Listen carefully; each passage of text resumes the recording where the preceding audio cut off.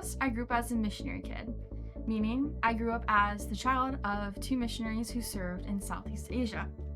Growing up, this looked like going to church every Sunday, being involved in ministry and outreach, and ultimately being surrounded by missionaries and missionary kids those 10 years. After about the age 9 or 10, I moved back to the United States and I realized something. And this was that for so long, I put my identity in being a missionary kid. This shaped how I viewed myself and how I interacted with others. And since I lived in the United States, no longer did I have that sense of identity. But instead, I turned to searching my identity in other ways, such as striving to be viewed as perfect. And since I'm a human, I can never be perfect enough. This looked like trying to be perfect in academics, trying to be perfect in sports, or even just trying to keep up the appearance of being perfect.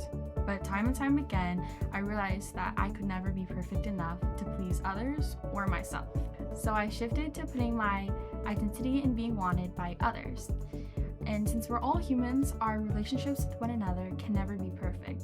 So when a difficult situation would arise or a friendship would end, it left me feeling unwanted and unloved.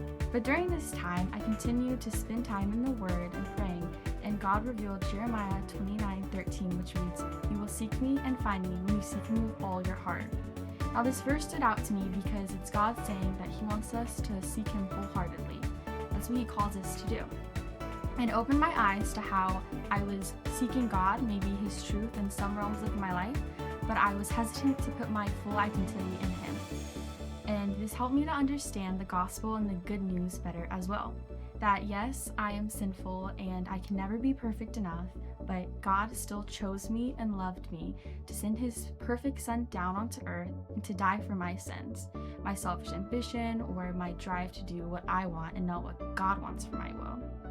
This helped me to put my identity in knowing that I am loved, chosen, and desired by God, and that I am a daughter of His who He knows personally.